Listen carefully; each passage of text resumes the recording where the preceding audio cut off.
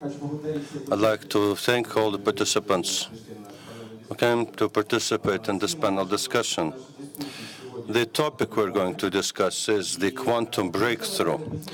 For a start, let me discuss this. Why do we need this quantum breakthrough? Because future technologies, IT technologies, medicine, biology, they have huge problems of a lack of computing power. But first, before we discuss serious topics, let's relax a little bit. Imagine a bottle of cold Coca-Cola. You know, Coca-Cola was invented 1886 by a pharmacist, and the recipe is still kept highly secret. We know that one of the key elements of Coca-Cola is a sugar, like many other things. Well, sugar is quite a big molecule, which has very many atoms and electrons.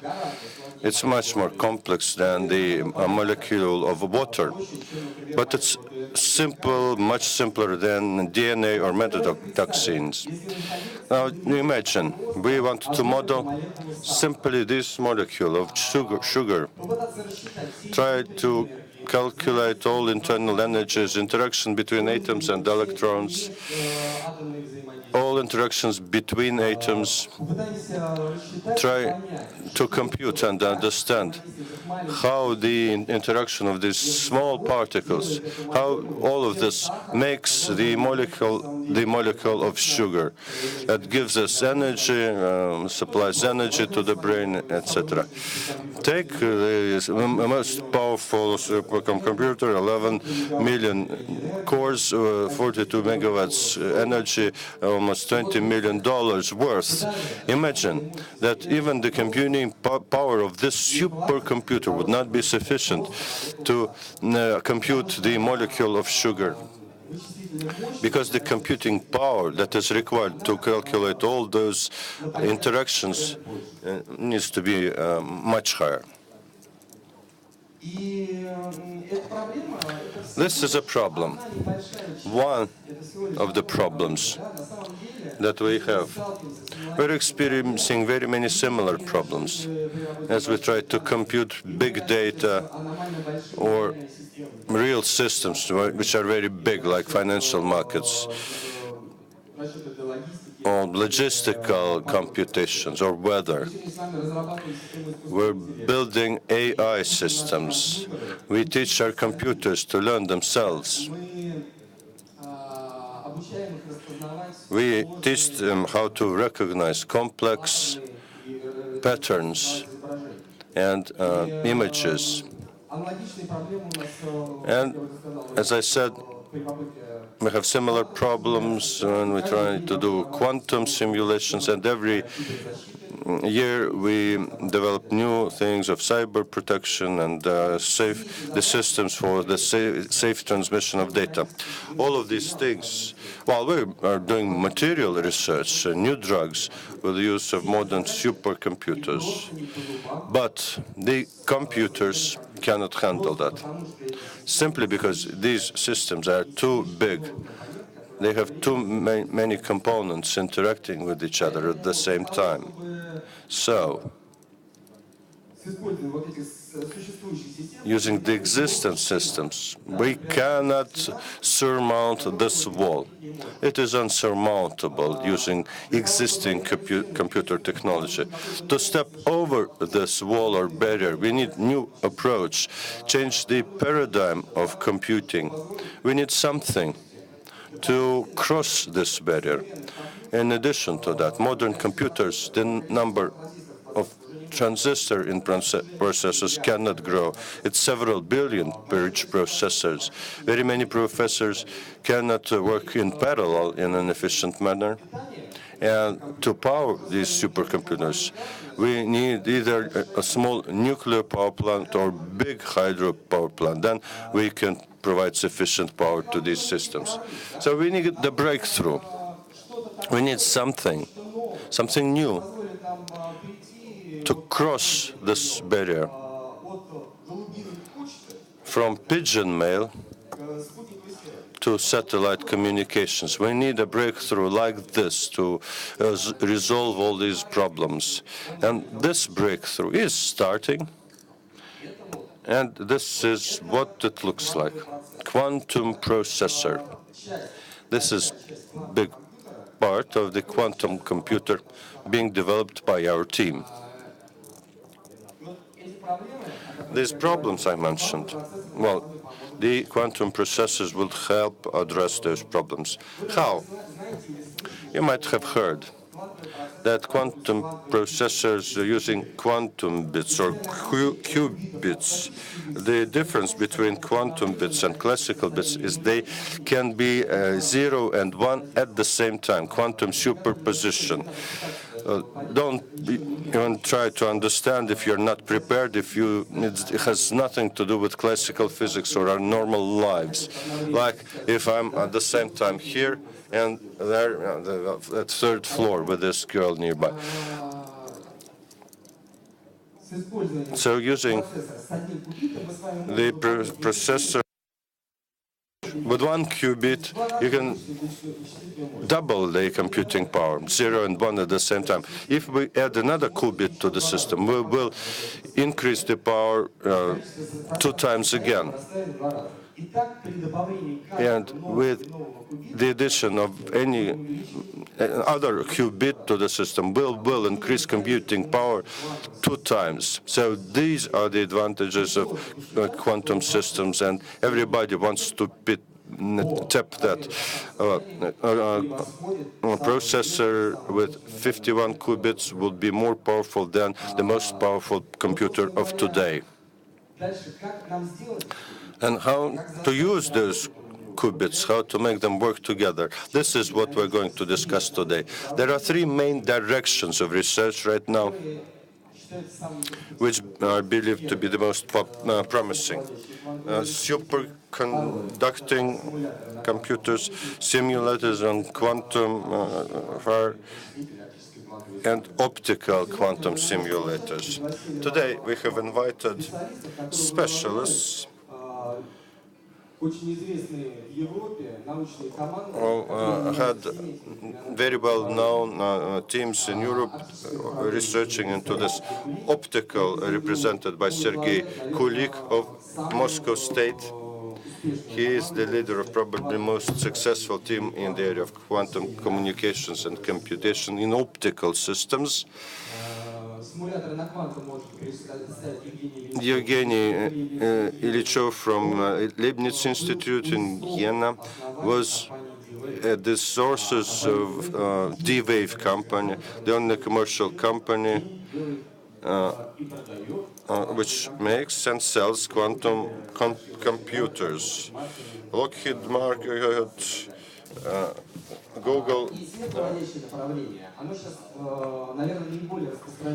and superconducting part, 2 speakers. One, Alexei Ustinov, head of one of the leading laboratories in Germany, in Karlsruhe Institute of Technology, and the second one, especially pleased to present this gentleman. He is head of the biggest project in superconductive quantum, is Valery Ryazanov. Also, we have representative and head of Department of Web Innovations, Andrei Lyshenko. Vneshekonom Bank is considering this possibility of becoming a strategic investor, strategic partner in the area of quantum computations in our country. Sergei Kulik.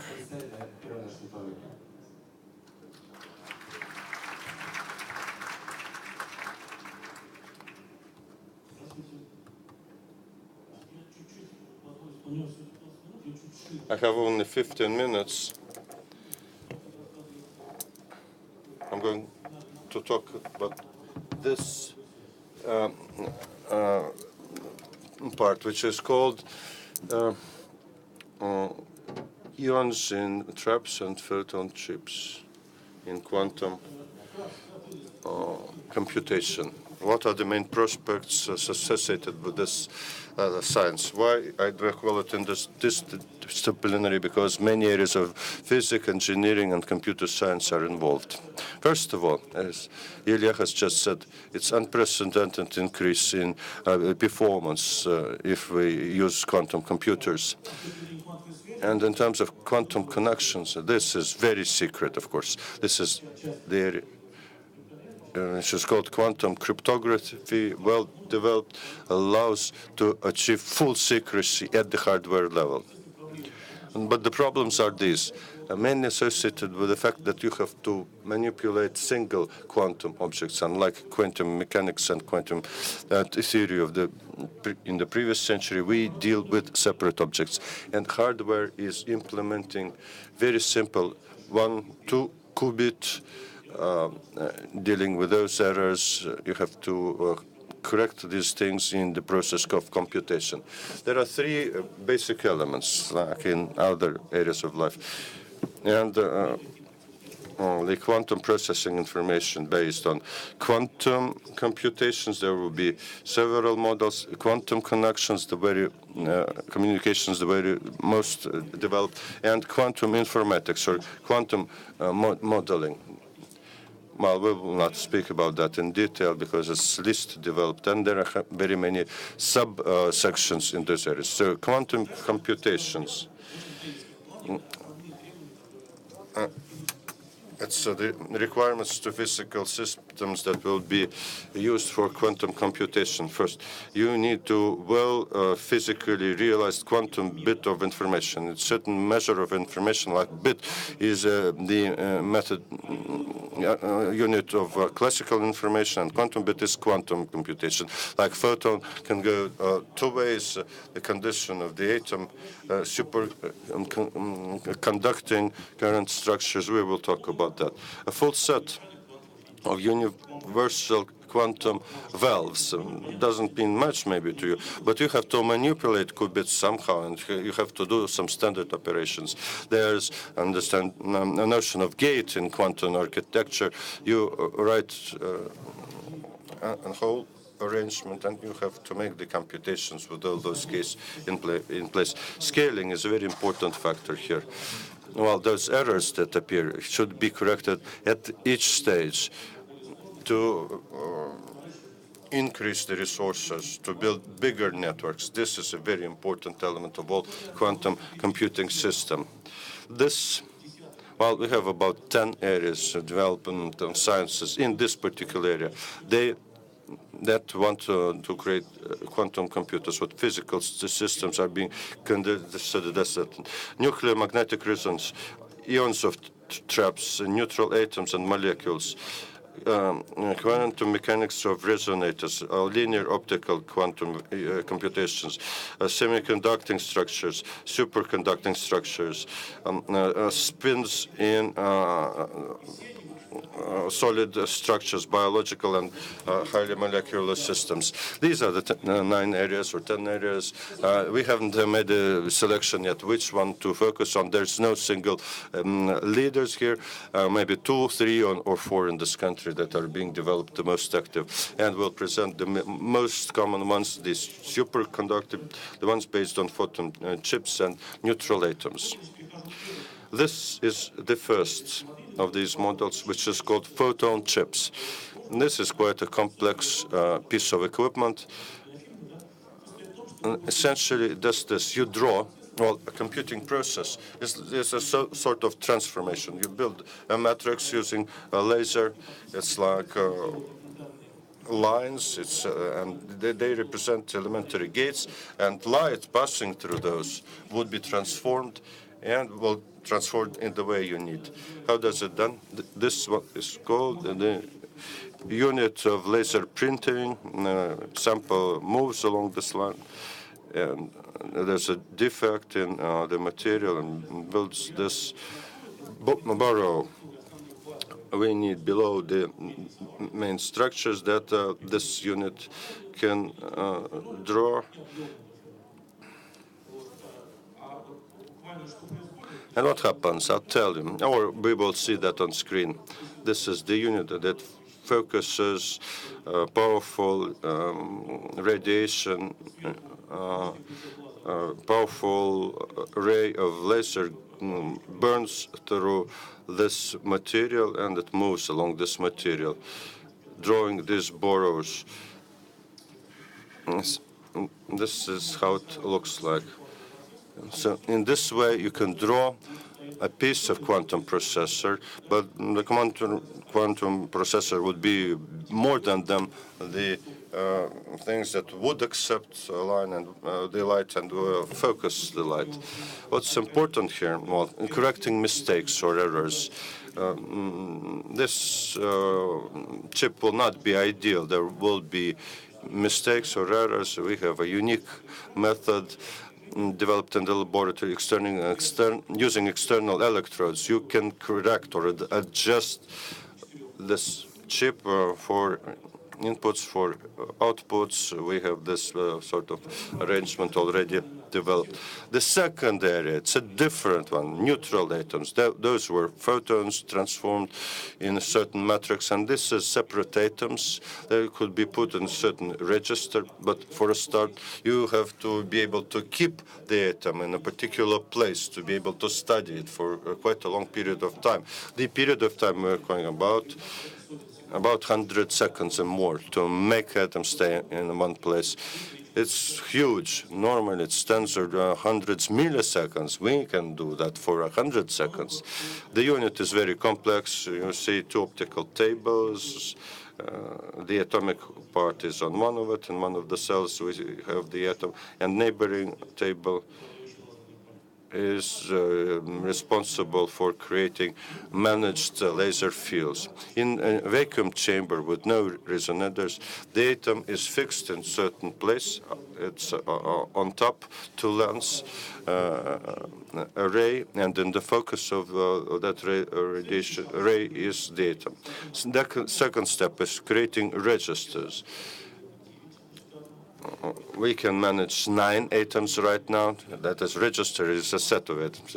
In a year's time, we want to be able to manage 100. We create potential with many traps, and the atoms sit there. And this is what the transformation looks like to create this potential. We can draw these matrices using amplitude modulation of the ray, and where to trap the atoms. This we can do. This is roughly the arrangement.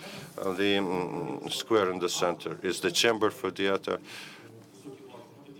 The vacuum is almost complete. It's 10 kilometers between individual atoms. This is a photo using you see white spot in the center. It's not one atom, it's several atoms, but one will get into the trap. Upper shows that we're operating with one atom. This is two-stage proto. Below means there's no atom. Upper level means there's the atom emanating light, and we can see. An interesting experiment here. One atom can irradiate light. It seems to be very small, but if we hit the atom with a ray, then 50% of the radiation would be lost in one atom, and we can identify the atom like that. There's a summary table which I probably miss, and it shows you some assessments of the some prospective computations, some physical characteristics of atoms, and also on the top some codes for the technologies. And there are 3 technologies that were mentioned that would probably vie for leadership there. A few words about quantum communications or links. It's a much more developed area. We already have some machines working on this principle, and the idea today is to use them properly. Quantum communications is also based on three pillars. Fiber optics, so we use fiber optic lines to transmit data, atmospheric and channels, including with the satellites and quantum interfaces and memory. So there you can actually increase exponentially the available capabilities. So this is some of the gadgetry. This whole hardware is working. It is based on quantum physics and can actually be commercialized now.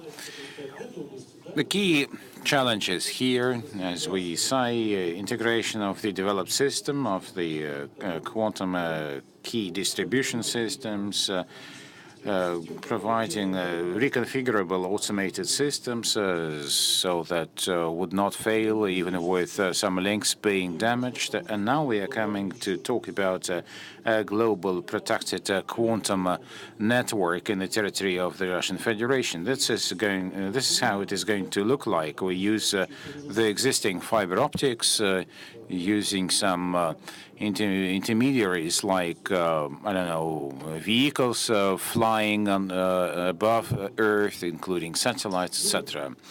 Conclusions in terms of quantum computations. I'm an optimist, and I believe that by the year 2025, maybe plus 2 years, we will have a full-scale quantum computer meeting all the characteristics. It would not mean that it would read the code of Coca-Cola, but it would basically have a basic set of the valves and interfaces. And the usual suspects here would be linear, optical chains, neural networks, and superconducting structures. It's not that easy, as you can see, and you have to study, you have to work hard. We actually pick the best talents for our laboratory, but please come if you feel like it.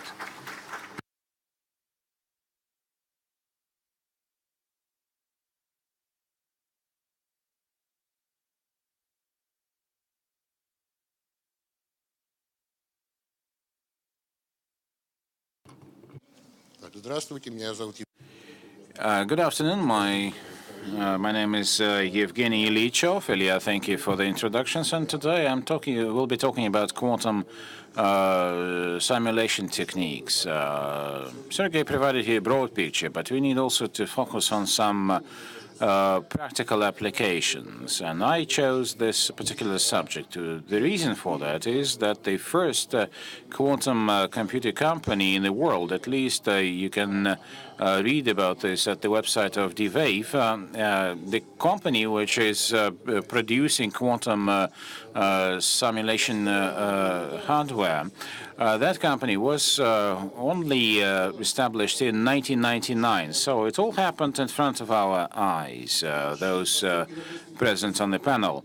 Since I was a witness to the event, I don't believe that my report is purely academic. I just wanted to show to you how the company was established, how it developed. I can tell you, one of the founders of DVAVE was a person of your age. Some history. In 1999, I put down here the names of articles and authors, and you can see that the first three authors are Russian. Mikhail Tsegelman is the deputy director of the Landau Institute in Chernogolovka near Moscow.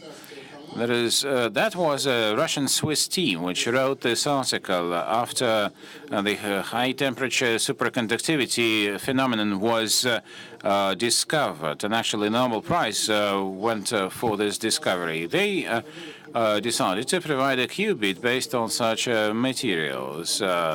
I think the first discovery was made in 86, or maybe 1985, 1986. The first high temperature or super high temperature superconductivity materials.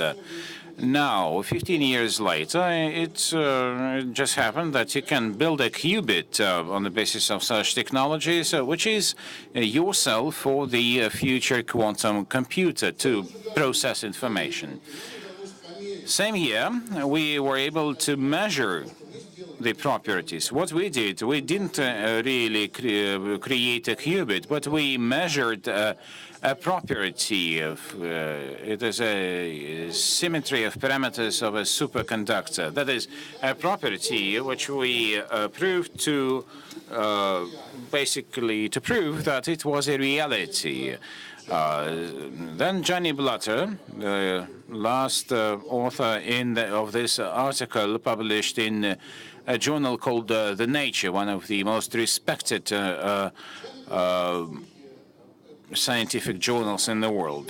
Johnny Blatter invited some people, and he organized a qubit day, where I also spoke. Mostly this was about theoreticians.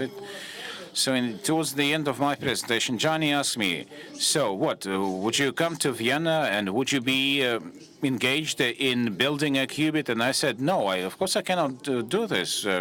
We just touched upon some of the properties of those materials, but to build a qubit, we need investment and new technologies and high-frequency hardware and low-temperature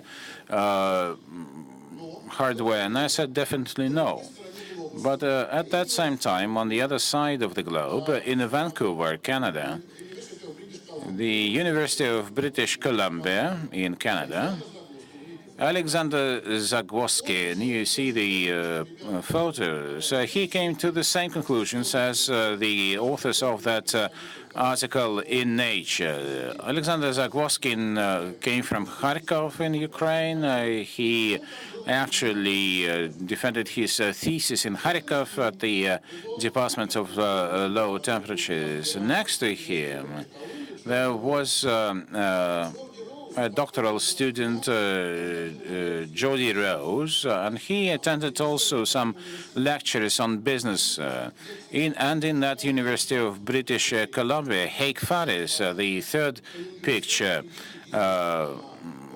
was reading lectures on business. He's a venture capitalist, a guy who would be setting up companies. That is his job.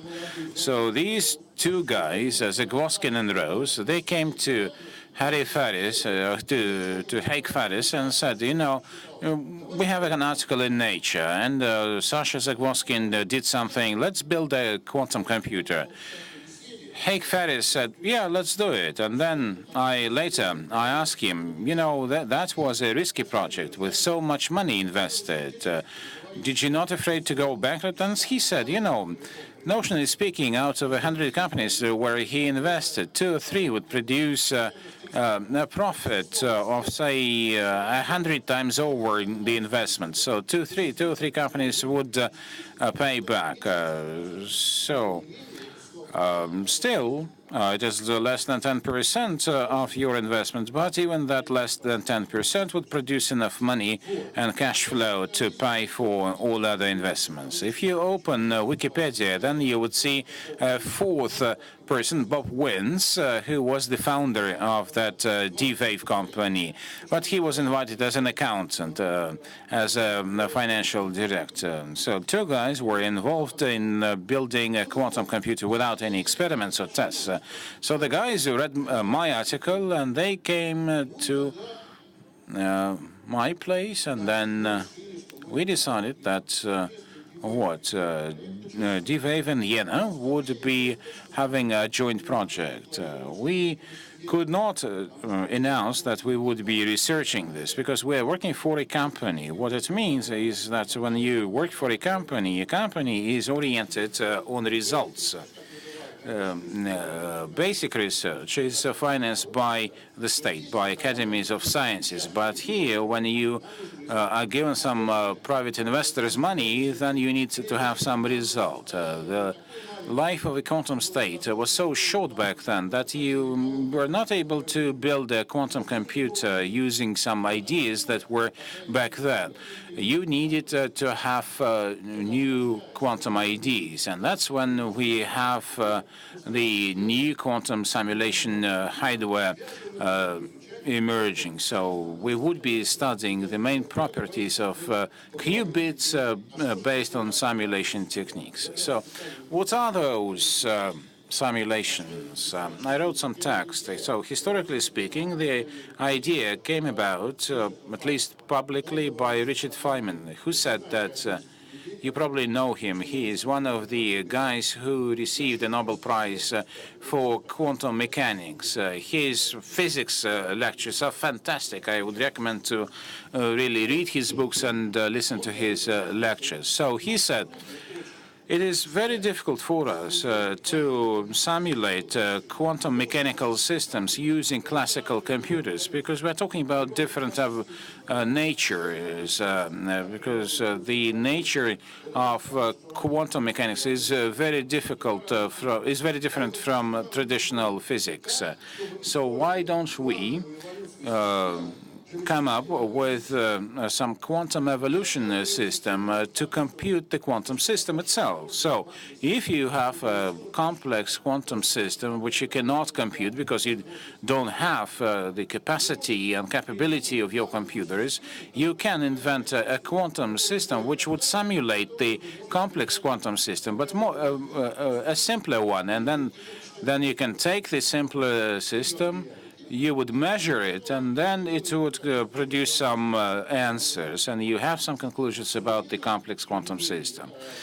In modern applications, those quantum simulation systems have broader applications. It's not that you only think about molecules, but you can also solve some classical tasks which are unsolvable by classical computers because there are too many parameters. But what are those unsolvable classical tasks? For example, you have a task, the number of operations to solve which would grow exponentially with the number of elements inside.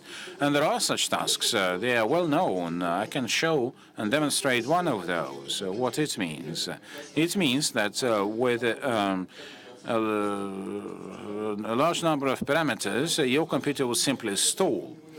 This is the so-called famous task of the merchant. The idea is very simple. I also took it from Wikipedia. You can take a look yourselves. So mathematically, it is like this. On the surface, you have a number of points, and you have to connect them in the shortest ways so that you can travel to one point only once. So as soon as you add another point on the surface, you would have a high number of operations added. This is the map of Germany with 15 big cities, and you have 43 billion options. So a modern computer with 100 will not be able to solve this task with 100 points. And this is very important, by the way, in terms of applications. It turns out that basically there are many practical tasks to be solved. These are the so-called optimization tasks. So with the help of a quantum computer, you can really provide a solution to those optimization tasks.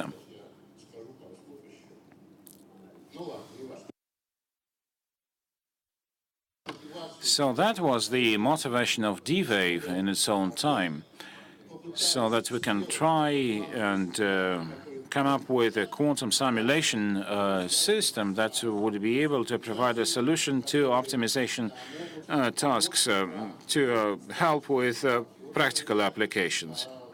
How? For example, 5 minutes? Do I have 5 minutes?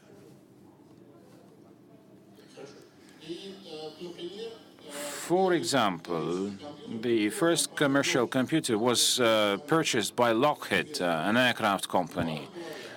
So people say that the optimization task in building an aircraft are very important, and they are very important.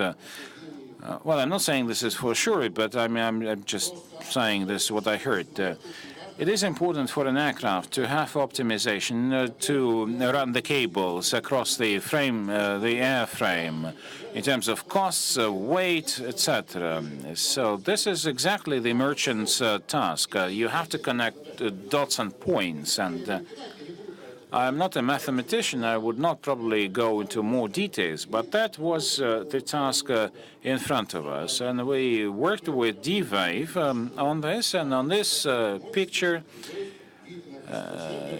you have Cerberus. Jody Rose invented this. So in a 4x4 qubit picture, we need to have a name for a process. And it is called Cerberus. These are probably classical qubits, but we needed a scalable design, and this is what it is. And we never measured this picture. It is the year 2005, 6 years after we signed the first contract with D-Wave, and we made this first chip in yen. So in circles, these are the locations of qubits. I just wanted to demonstrate to you what it is actually. It means that you have two qubits that are designated as Q1 and Q2.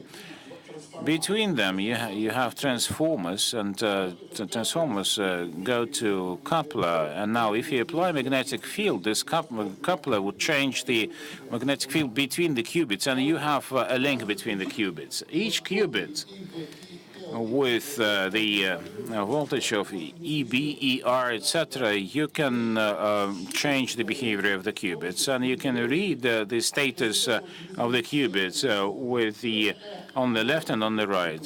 So it's basically a two-qubit system, and this is a design that you can spread laterally, so it is scalable. And the D-Wave produces a similar design chips. I should boast that in 2007, and this is our first paper, which was published in the Applied Physics Letters. Our design is actually demonstrated on the title page. I understand my time is over.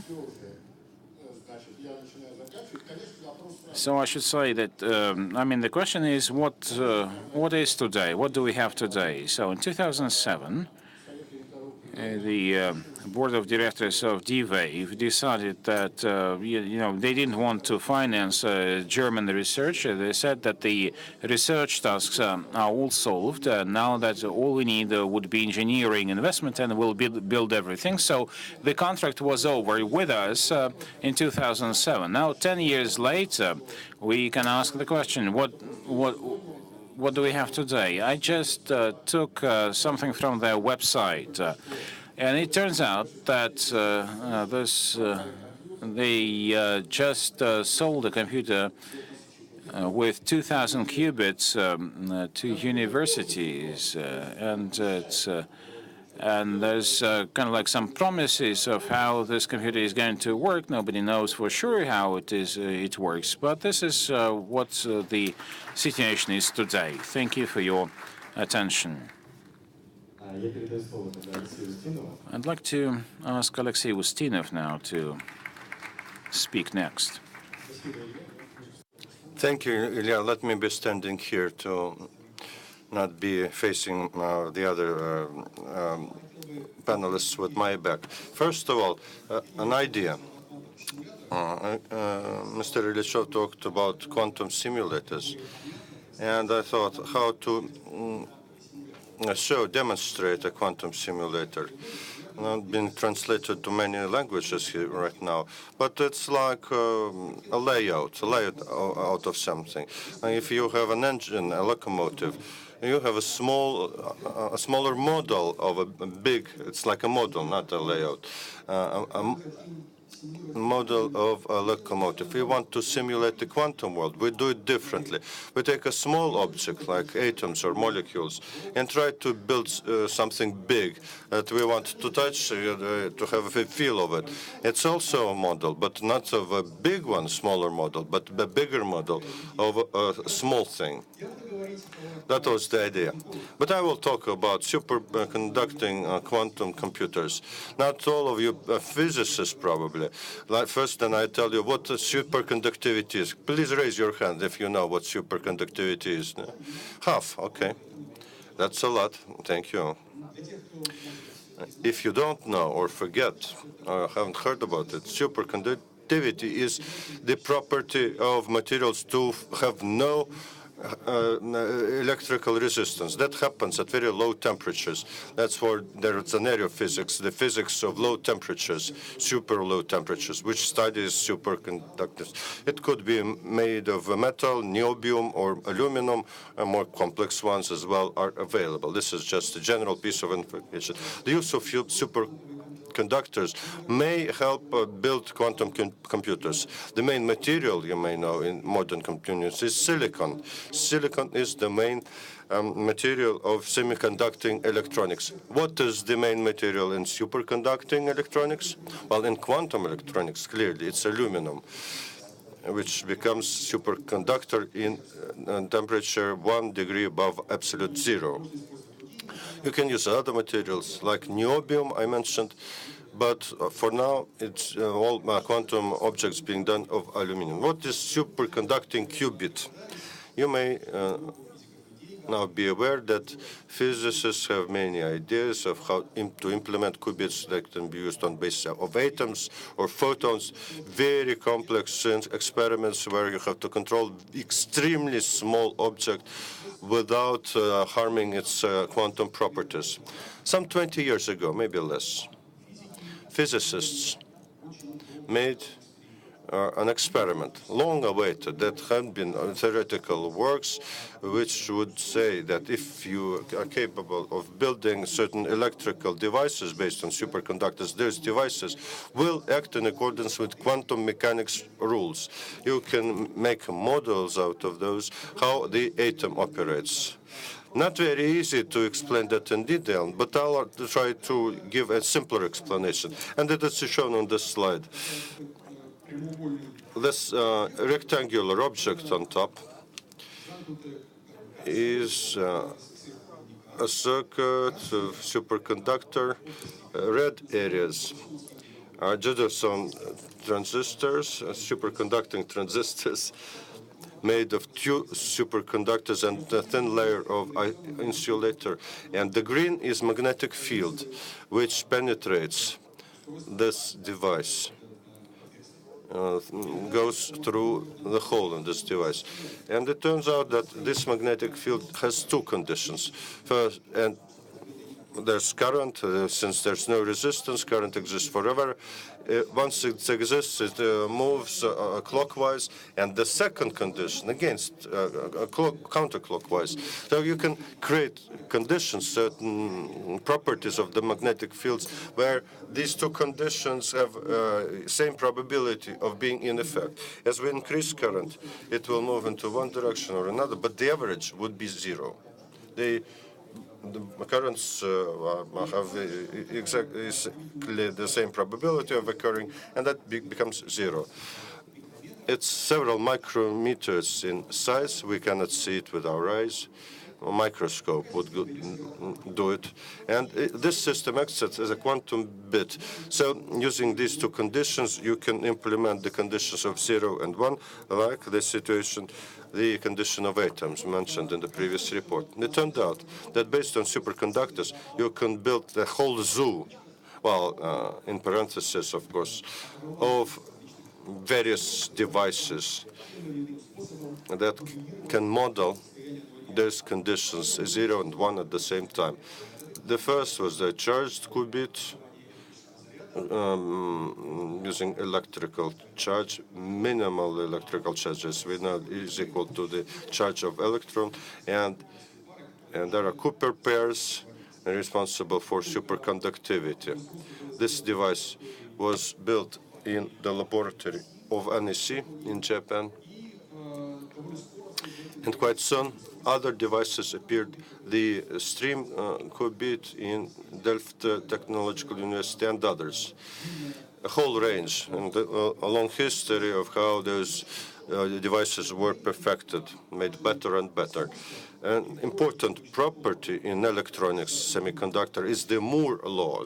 You probably heard about it. That law says that every 18 months, the computing power of computers increases 2 times and the size reduces by the same amount, and the size continues to go smaller and smaller, and the Moore's law continues to be in effect, but not for always, of course. But in this area, the Moore's law, or a similar law, is complied with all the time. This is a chart. Vertical is logarithmic scale. Every unit is increased by 10 times. The lowest point is 1 nanosecond, 1 billionth of a second, and up is 10 million. The top is 10 million of this minimal value. These 2 points show that depending on year, the time of quantum life of those quantum objects in laboratories, how it grew with time. And you see all those points seem to follow a certain almost straight line, moving from one angle diagonally into another angle. This is exponential growth or improvement of the parameters of these devices, which is analogous to the Moore's law for superconductors. And during this 15 years, you see the time of life increased by 1 million times of those quantum conditions. This is colossal progress. Physicists wouldn't believe that 20 years ago. And these experiments, laboratory experiments, show that we don't know everything about nature. We can do something else. We can make these systems in such a way that their quantum life would be long if we perfect the material, if we do the right engineering for these devices, to create super frequency qualities, etc. Well, these words that we have here on the diagram is various types of superconducting qubits. The favorite now is the so-called transmon. It's a small device and 2-boson transistors, quite small, and based on those transmons, many companies are now building working quantum computers. The first breakthrough that happened and was accepted by the whole community, unlike the situation with D-Wave, Evgeny Ilchev spoke about, the approach there was purely quantum from the very start. And John Martinez, who visited Russia actually this summer and presented in Moscow, in a big venue, during the conference on quantum technologies held by the Russian Quantum Center. John Martinez moved with all of his team from one building in Santa Barbara to another. He used to be Santa Barbara University professor in the University of California. Now he moved to the Google laboratory on quantum computations. Now this photo shows so many cables. This is the open cooler. It's not cool right now. And inside somewhere,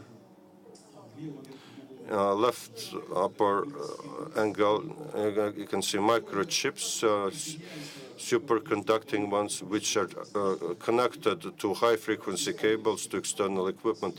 These cables and connections between individual elements should convey signal at extremely high frequency, like satellites, 10 gigahertz or maybe even higher. What we see on the big picture, it's cooler with all the control cables, and in this particular case it's open, but then it closes. And what that plate that is the top of the whole structure would be cooled.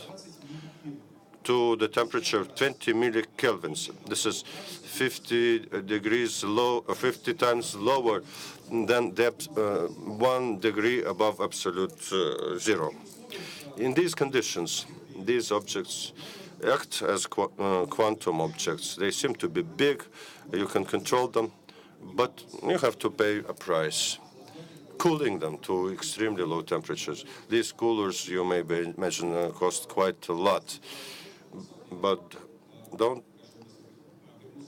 be afraid. Well, some 150 years ago, a cooler in a kitchen, the normal fridge 150 years ago would have been miracle for an ordinary person.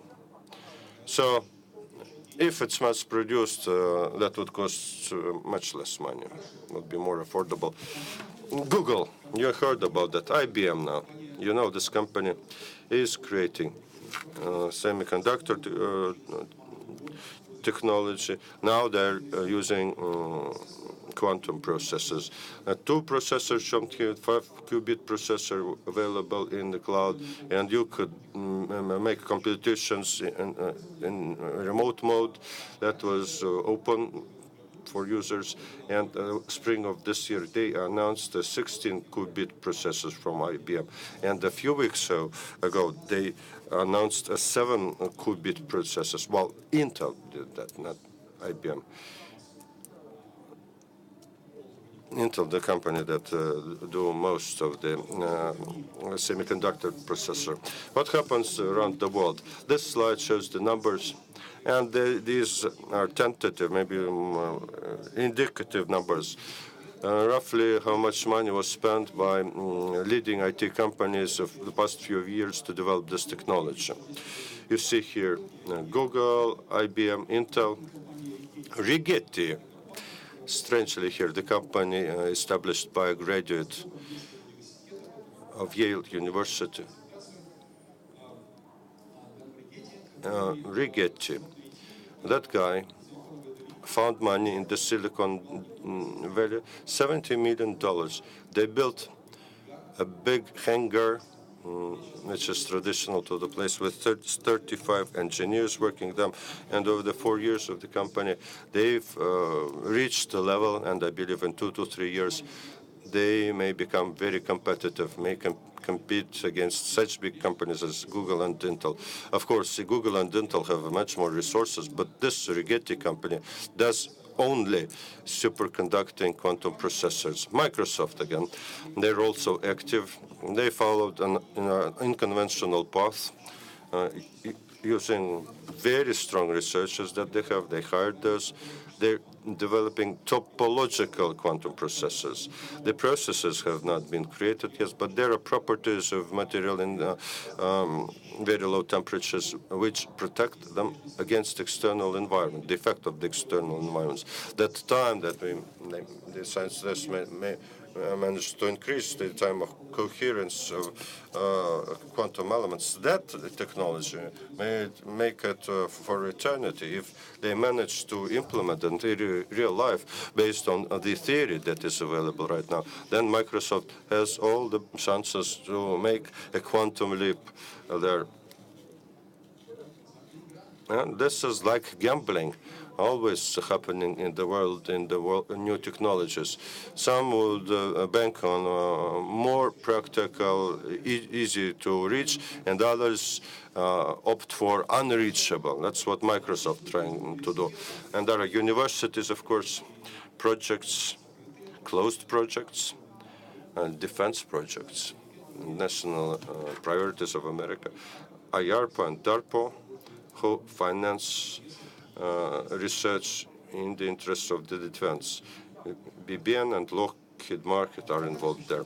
In Canada, D-Wave company, Evgeny Ilyichov spoke about it, and physicists are quite skeptical about, or they have, well, this company sells quantum simulators and quantum annealing devices, and they quite skeptical because it's still in doubt whether they are really quantum devices. They still argue, the physicists. Although there's a whole chain of elements of superconducting technology that can be used by any quantum devices. Since they're first on the market, that is very helpful for the research. In Europe, there's a very serious program which is called European Quantum Flagship. You know, European agency or union are does very good support for research in all countries of the European Union. There have been two projects, flagship, with funding of about 1 billion each. One was called graphene. This is the material based on hydrogen, and the material was invented by Russian physicist Andrei Geim and Konstantin Novoselov. They are working in England, in the University of Manchester. That material was selected as the most promising one for research by European Union. And that was done 5 years ago, and the project ongoing. The second flagship is how to understand the operation of the human brain. And the third breakthrough project that was launched this year is the quantum flagship, where they want to develop all areas mentioned by Sergei Kulik in his presentation: sensors, quantum communications, computers, and simulators. Well, very many serious university teams in Europe who are competing now against the Americans. Japan, last year, they launched two national projects, one for a diabetic quantum computer and second, traditional or universal quantum computer, similar to what IBM, Google, and Intel are doing. There's a very important project in China. Earlier this year, they announced that they created a 10-qubit processor, and they said that during the year they will compete against Google. Google had announced that they will have a 50-qubit processor, and they will compete with Google in that. Well, Russia, head of project of Russian project on superconducting qubit, Ryazanov will speak about that. And my next slide is what was done in Russia before the start of the Trojan. First experiments started in 2012-13. We measured the first qubit in Russia. It was manufactured in the laboratory of Evgeny Ilyichov in Vienna and measured by the National Technological University MISSIS in our laboratory. There was a grant given by the government of the Russian Federation to set up that laboratory. In 2015, having combined the efforts with the Moscow Physico-Technical University, we created the first Russian qubit that is in operation and manufactured in Russia. The organizer of the session, Ilya Rodionov, is head of Technological Center in the Bauman University, who has this capability of creating very complex chips at a new level. The work is undergoing full-scale, very good results. Considering that now in Russia,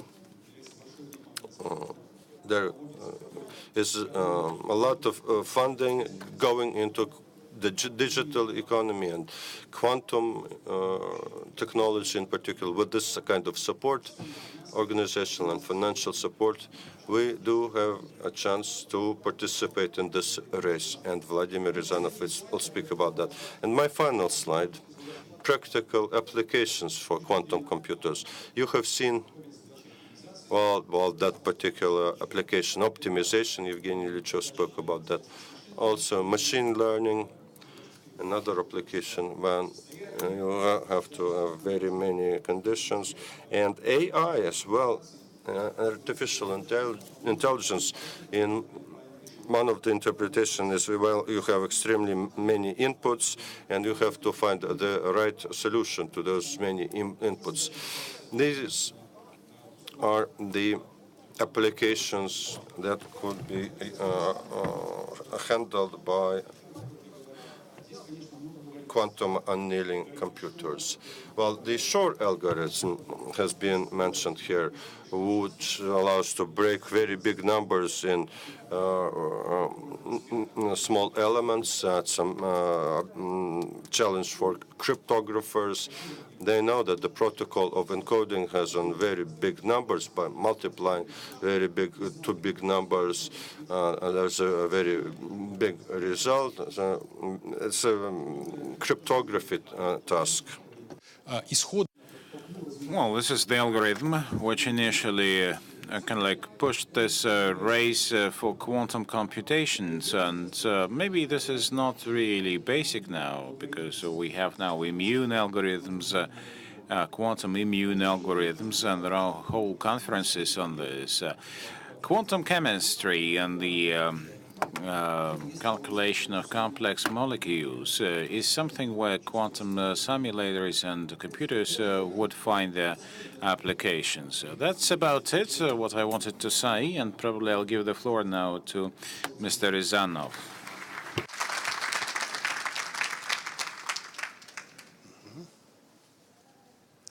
Добрый день. Вот как было сказано. Well, good afternoon. As we discussed before and saw before, we saw some evolution of qubits and the superconducting elements, and quite late into the race, we decided to join it. Our project is very young. It has passed its first phase. We are done with 18 months of the first phase now. And frankly speaking, the key task for this phase one was first to get investment, to get money,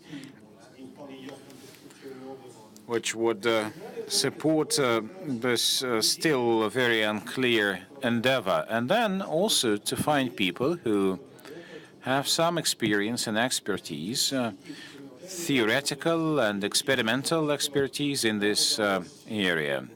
I think that we actually managed to go through this phase one ideally, almost ideally, and we were much assisted by the fact that all the leaders of this project were coming from one community, which were for a long time enthralled by the idea of jettison transitions, but then we separated and we met only during conferences. Alexei and Eugene, they worked and still work in Germany, but recently we had a laboratory established in Russia.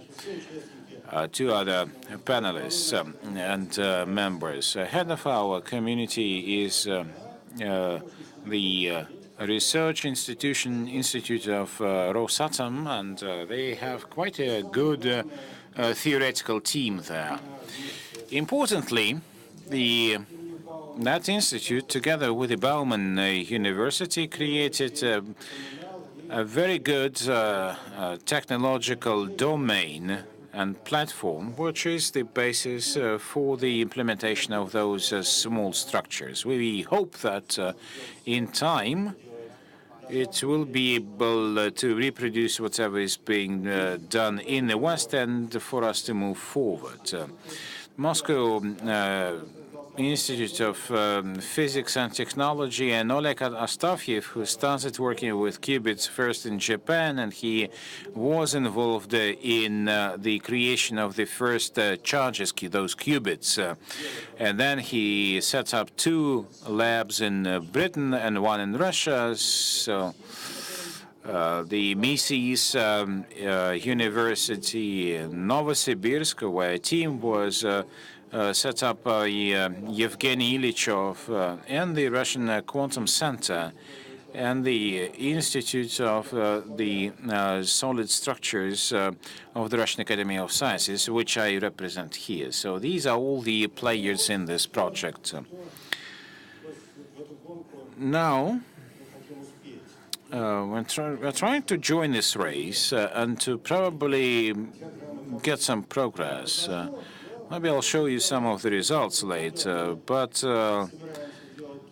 we are planning to do something within 3 years, what took 7 or 8 years in other laboratories who started earlier. So towards the end of the 3 years, we hope to get to the current state of affairs. And of course, the other centers would probably be ahead of us still, so we'll be more or less still catching up.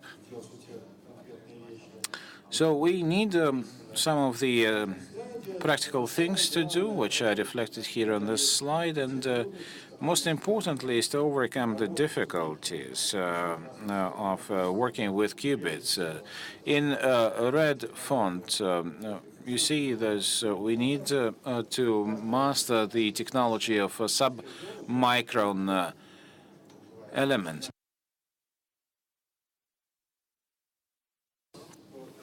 And perhaps also share the experience and the first developments to the clean zone, which is available from the Bauman University. This is the technological task. Also, to do something in the domain of low temperatures. And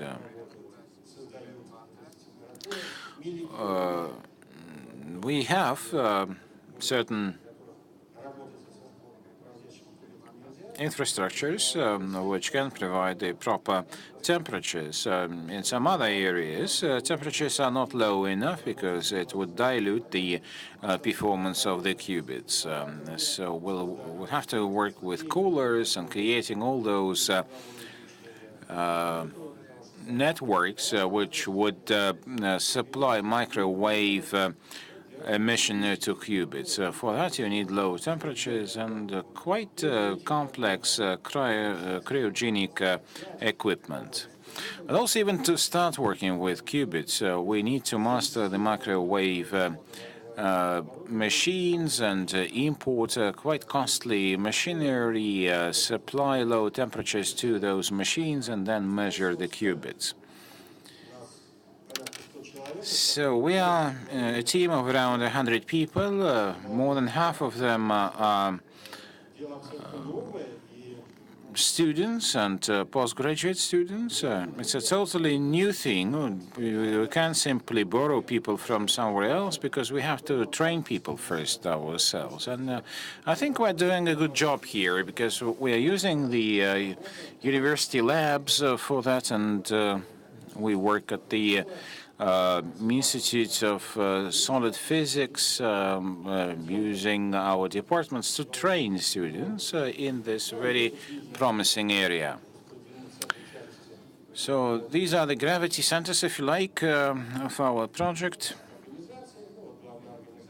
The leader here is the Research Institute of Rosatom with a group of theoreticians that, together with the Bauman University, they form the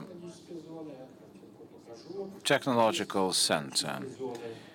We have clean labs there. We have clean labs at Missis and Verte. So we do all those elements, which I probably would demonstrate to you later, and hopefully this would all culminate in a multi-qubit system under the auspices of the Bauman University.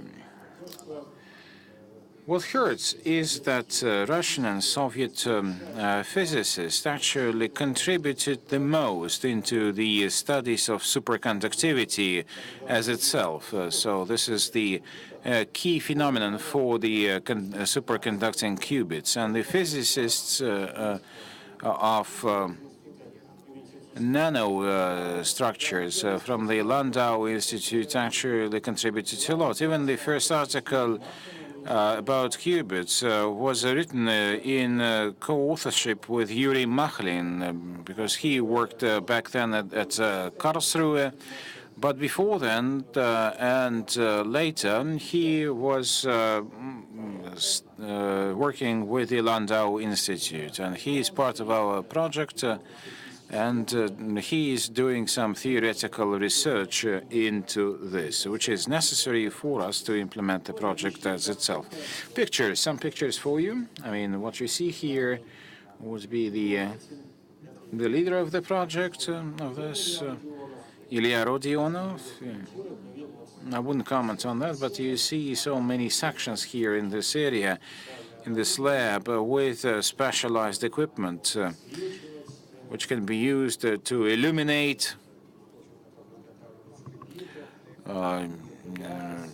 You can form layers, you can produce qubits, so anything which is based on nanotechnologies for the semiconductors. So basically, we're making quite large steps forward in doing this. This is the Moscow Physics and Technology Institute with its technological center, and one of the important advantages there would be a cooling system, which is in the top right. Well, I mean, we work with fewer qubits. That's why you don't see too many lines and cables there. But we also managed to demonstrate one of the types of qubits using this cryostatic equipment only a month ago as part of the project. Head of this group is Oleg Astafyev, as I mentioned, and Oleg Astafyev mostly works in Britain. So the core elements of a superconducting qubit is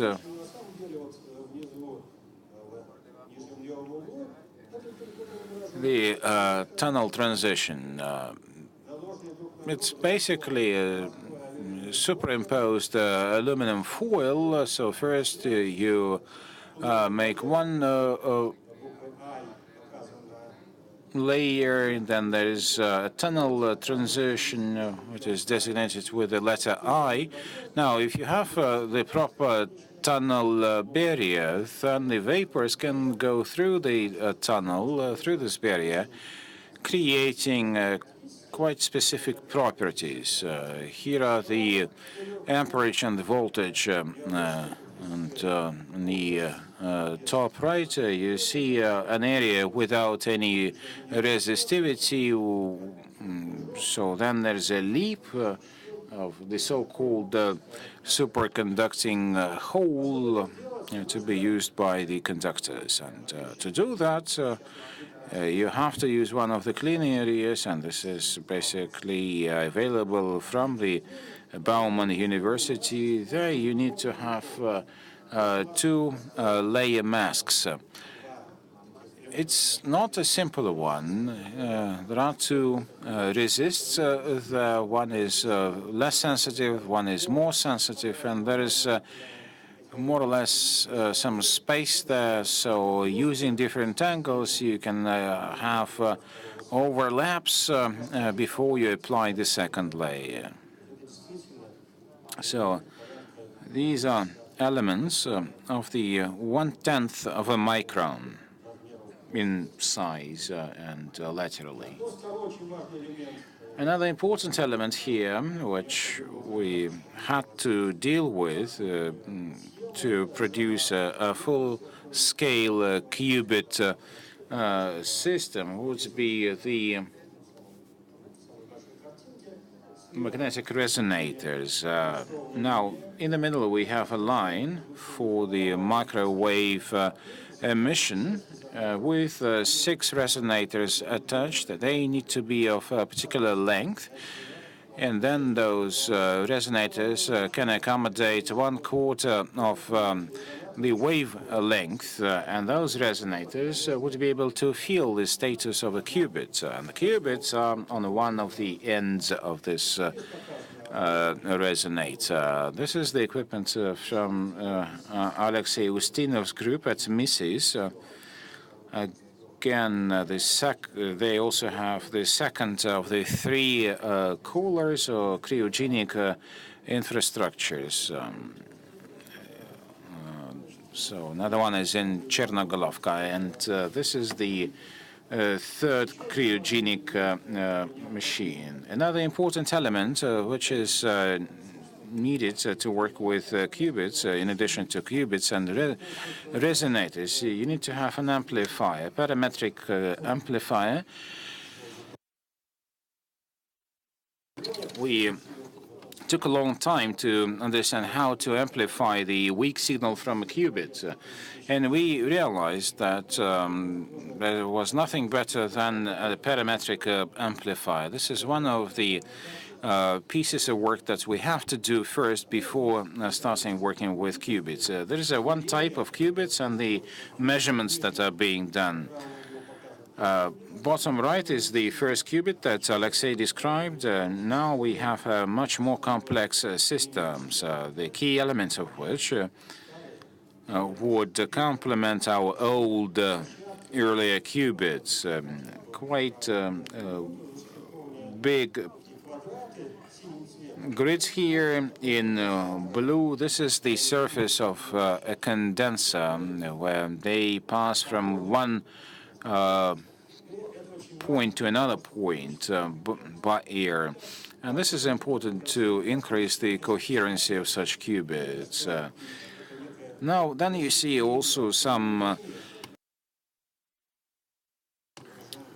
breaking of the straight line. You have the frequency of the resonator in black, and the parabolic line is the spectrum of the qubit. So in this spectrum would be broken where they touch qubits. So this is the top line going from the resonator line to the line, which is the superposition of the status of the resonator and the qubit. This is one of the examples that this is a quantum object, and that indeed we can see the operation and the work of our first qubit. So what Alexei showed to you previously, I want to again show it to you.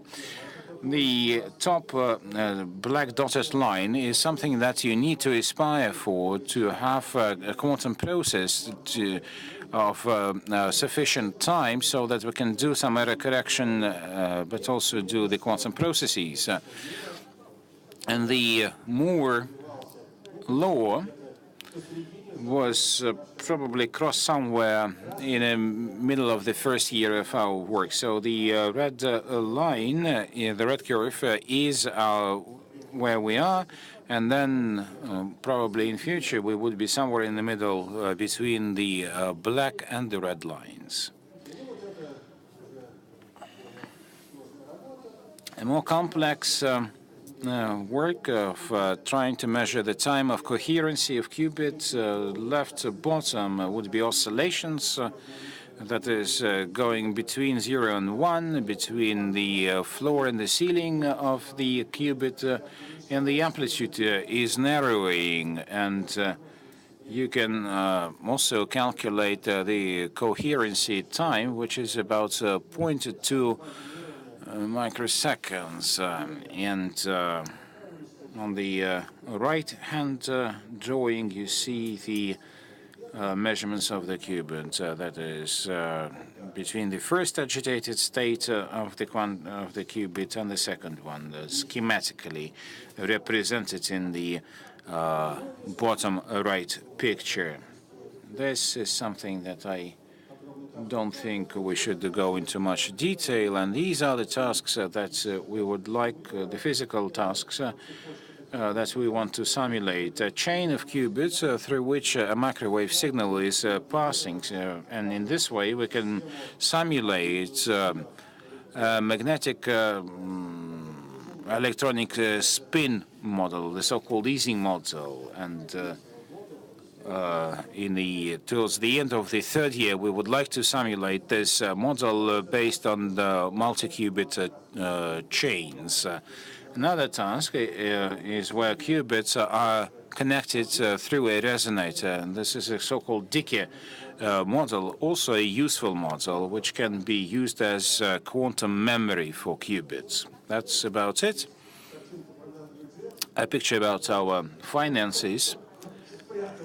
Well, it was hidden somewhere in the deep into the presentation, but we can show that as well. Alexei showed that there are all those quantums, say, with a cost of 100 to from 50 to 100 million US dollars for development.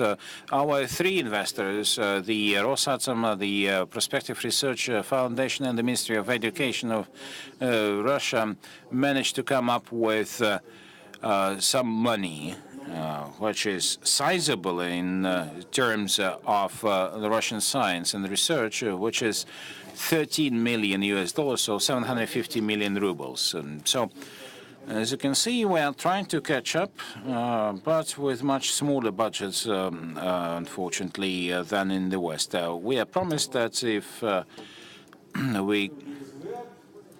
Vneshekonom Bank and Sberbank can help us, then we can probably really make headway in our research. Thank you very much. Thank you.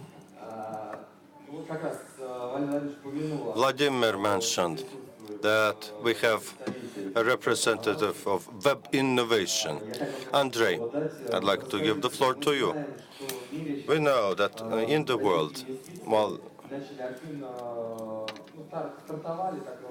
there is Russian investment in international projects. Hyperloop, the Russian investors are there, and many other projects. What about quantum technologies? Are you watching what's happening in the field, or is it absolutely new to you? Do you consider this investment as possible investment, investing in these technologies?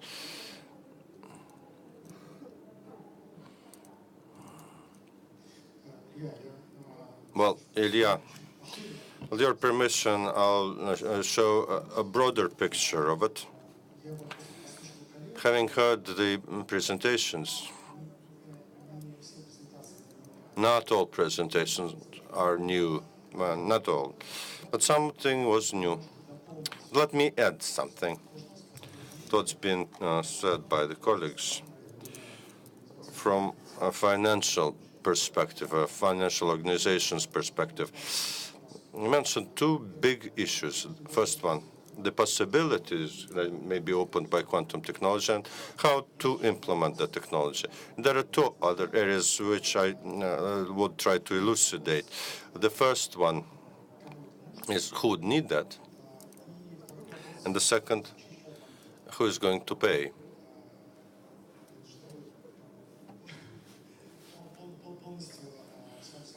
To have a complete picture. So who would need that? It was fairly stated that quantum technologies gives a promise of absolute possibilities and something that people would need, because some problems cannot be resolved through classical methods. But there's like a border situation. Quantum technologies are no longer fundamental science, are entering into the applied stage, but they are far away from producing a finished product. So who needs that? It's quite would be difficult to answer. To put it in simpler terms, let's go to Yandex. Say, guys, give us $50 million and we will create quantum computer, we'll produce that in many years from now. They would not talk to you. So there's a problem in the dialogue between researchers and potential customers. Customers do not see this happening in the near future, and researchers cannot demonstrate the possibilities. So this problem of dialogue, it does exist, and this has to be addressed somehow. Since it's not clear, well, this is still intermediary stage of quantum research, and funding, therefore, is still not big. There's funding At the level of the Russian Academy of Sciences, the Ministry of Education invests quite a lot of money. The Fund of Prospective Research also makes financial contributions, but it's like patchy. There is no integrated picture of funding for this research.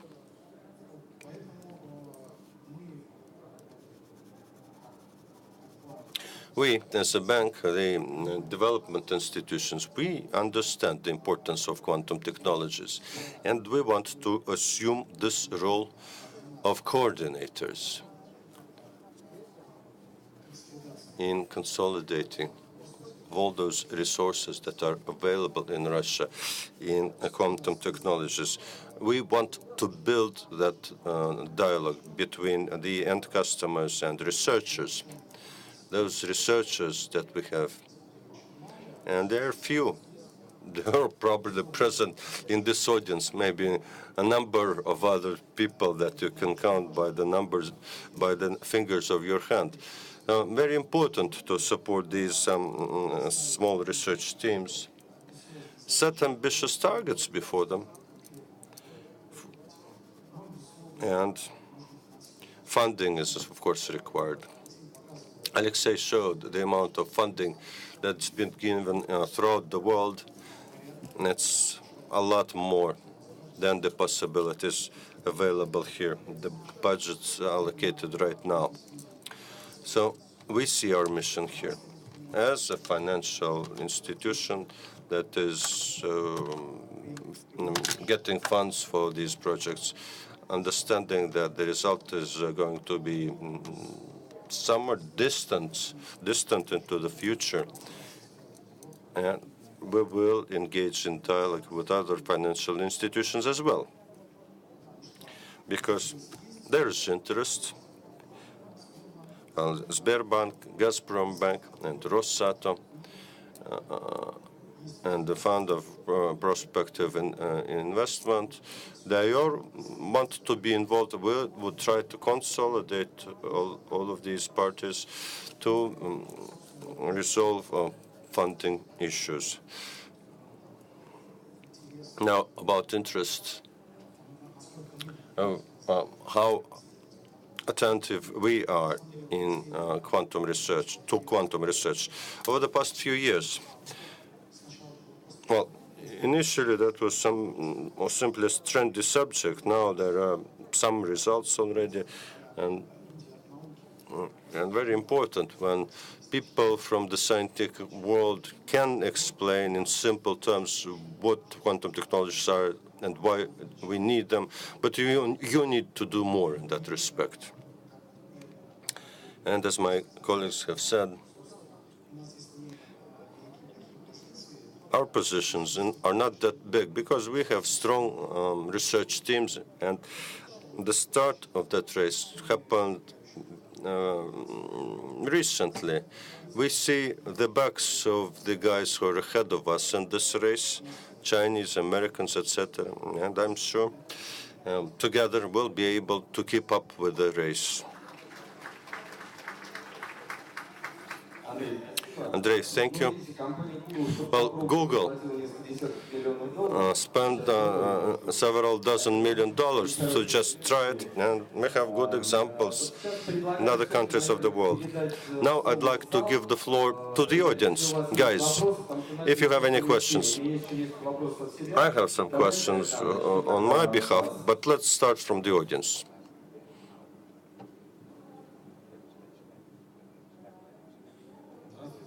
Hello. Very nice to be in this great company with the elite of quantum research of Russia represented in quantum computing.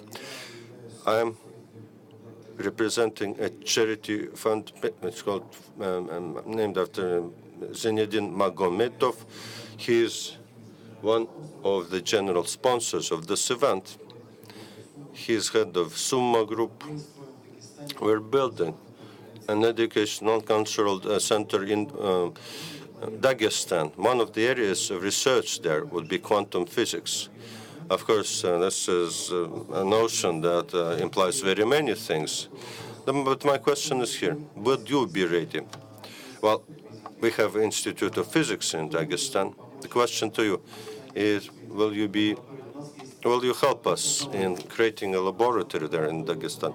We have Doctor of Science in Physics, the youngest in this country, in Dagestan, Zaur Aliyestanov.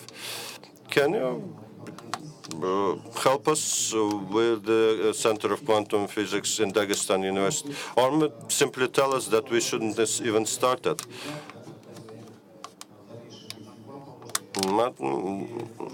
That could be an incubator of young talent that would join your laboratories.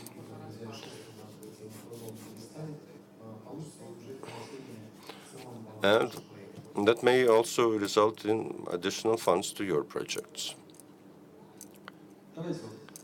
Alexei, I understand you're the right person to answer. Well, I see Valeria also wants to answer. Well, my immediate response is you need live people between ourselves who would be interested and who would participate. Yes, we are interested in young talent, so we will train them. And we will help the process. We're looking for young talent in this area who would want to do quantum physics and compete against other people in other countries.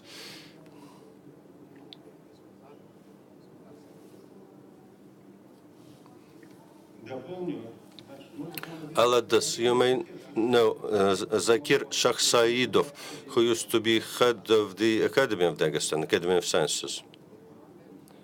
Yes. He is not that much in quantum physics right now, but Zakir defended his thesis in the Institute of Solid Matter, and he's one of the guys who was trained here. So send in your young talent, and we also will be happy to read lectures, etc. If you may not know that all the people present here are researchers. They regularly read lectures in universities, in very many universities. And for young people, they organize schools, workshops, etc. They are active in promoting those things. Now, they don't spend all their time in laboratories. I got to know these people quite recently. They know each other for much longer, but they do spend a lot of money training young people. Other questions? Hello, my name is Dmitry. I'm postgraduate in Volgograd Technical University. My question is this. Quantum computers is like the Manhattan Project, nuclear project, and we're competing in the quantum physics right now.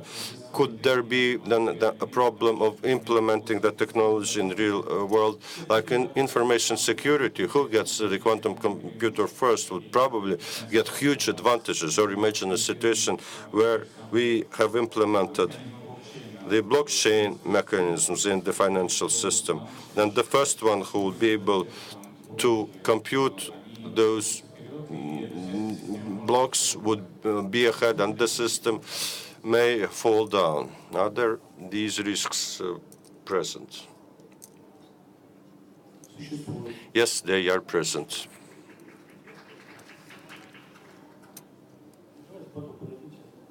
I will explain more offline, if you will.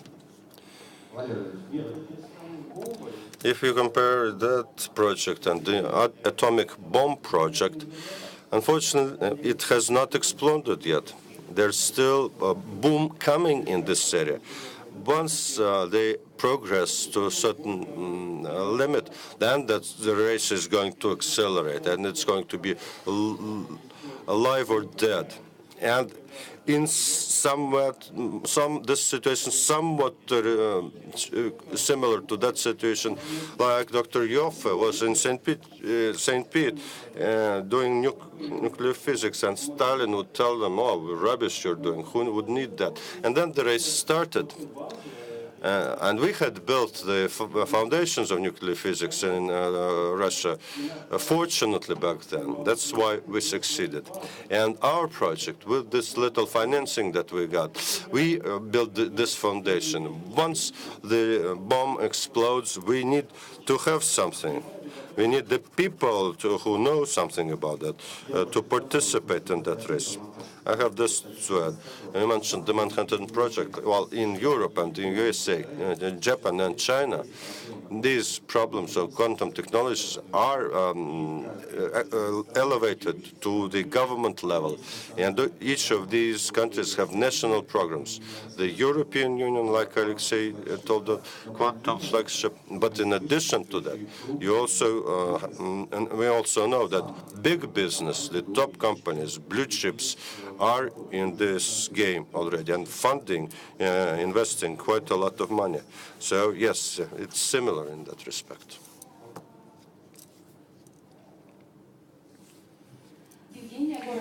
Evgeny from Yaroslav Association of Young Professionals. What ideas of quantum physics is related to psychology, like materialization of thought, ideas, what things like that? Is anything to do that? There have been several slides dedicated to artificial intelligence. Quantum computation can address tasks which is like handled by the brain, like intuition.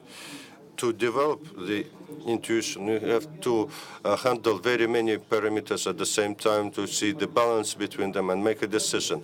While this intuition, like gut feeling, we want to develop that, and many of us think that this would be one of the functions of artificial intelligence. And this is psychology.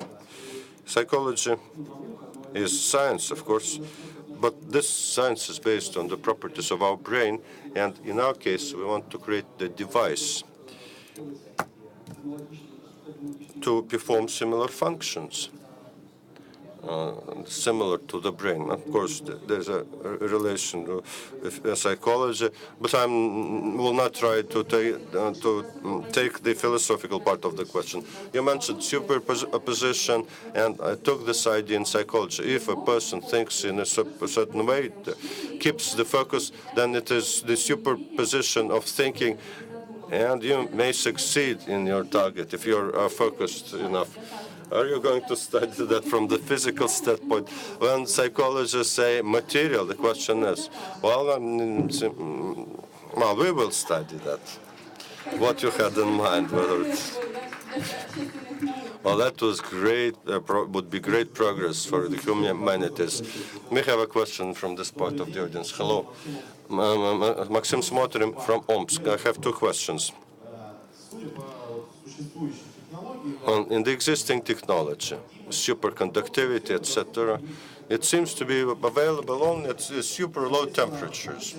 And in the future, all computing capacities would probably be available to large corporations only because they are ready to invest money to have the return effect. The question is this: are there any forecasts when normal people will that be in the hands of normal people, available to normal people? And the second, the security issues with the technology. Are these technologies secure and safe enough? What would happen if there's an accident and existing equipment, like a cooler goes down?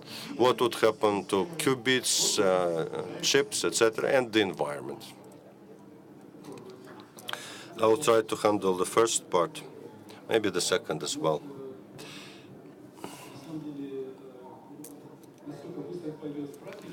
Well, the pace with which it's going to be spread, well, depending on the universality of the product. Do not expect a quantum computer in every pocket, no, each one of us. What would appear, it would rather be cloud technology, accessible to most users, but you don't have to carry a quantum computer in your pocket. It's not the one you're going to own. It's going to be a cloud service, but much, much more extensive than available today. And the accident now depends on the technology. If it's low, ultra low temperatures, this computer will simply go down. You need to cool it again. No danger to the environment or well, like what we have in nuclear engineering. Nuclear power plant, etc. No, nothing like that. No danger. It's harmless to the environment. It's scientific research trying to find additional functionality which are not available today. Well, I can add that there are systems with local cooling. You don't need really to use cryogenic devices specifically. I mean, if there is some universality to that, there may be even portable systems if you can come up with portable coolers. Dangers might be that this technology falls into the wrong hands. So we had another question over here. Good afternoon, Ivan from Moscow.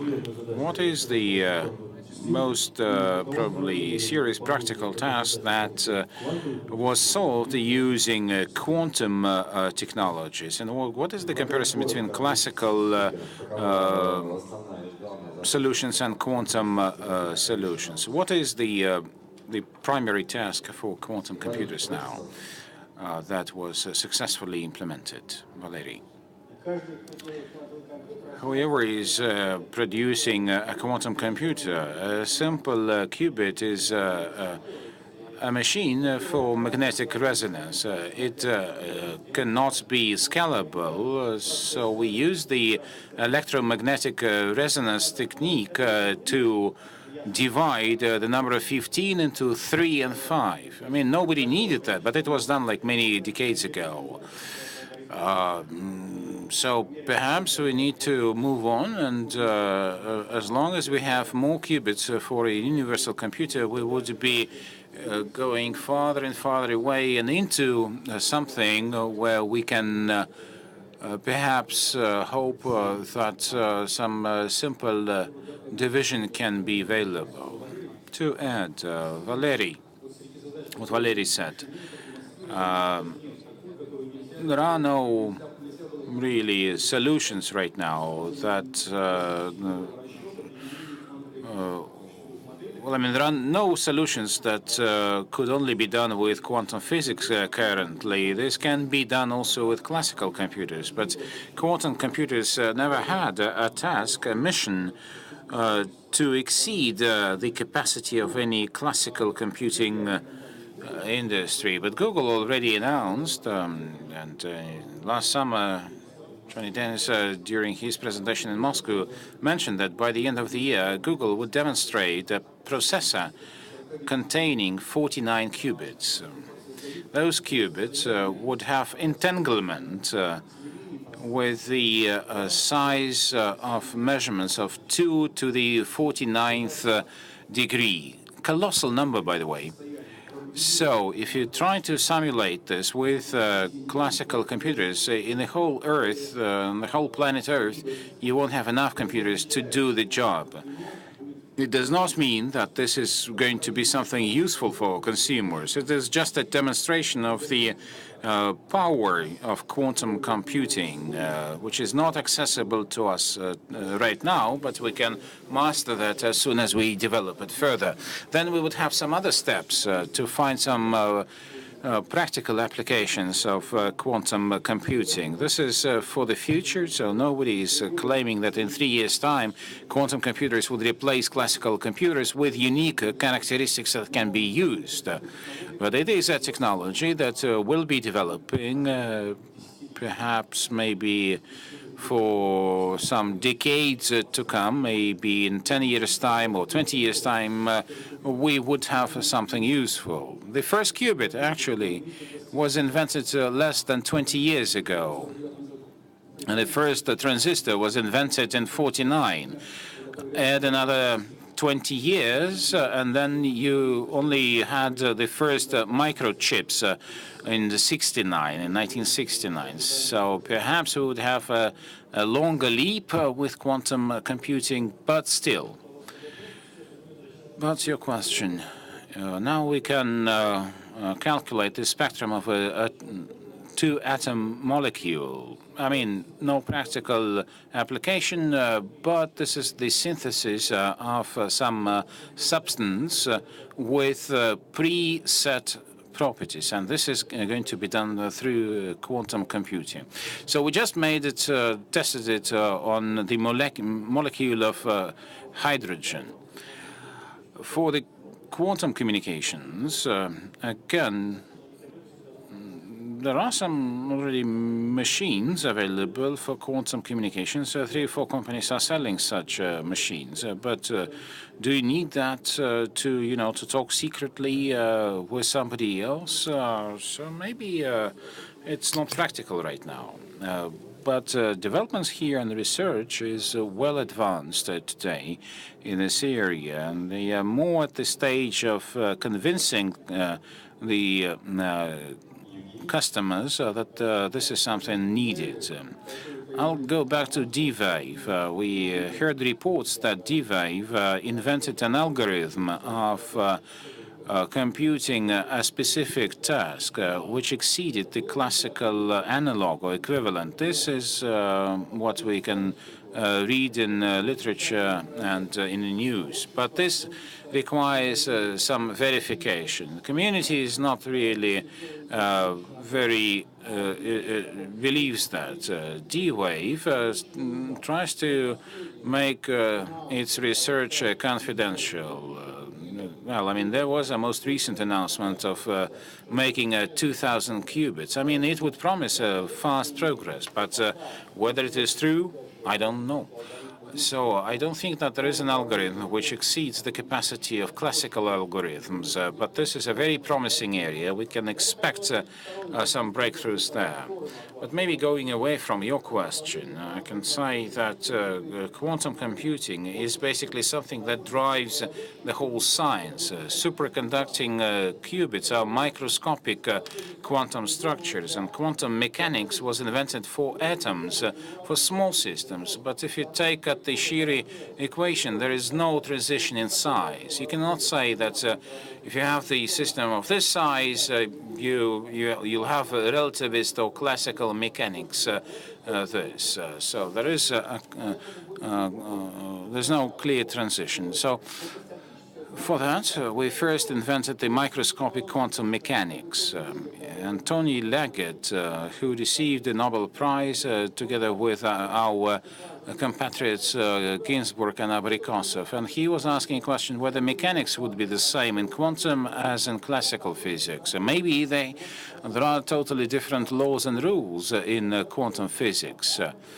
Now we see that basically all those laws are quite the same. So quantum mechanics can be scalable. A superconducting qubit is microns in size.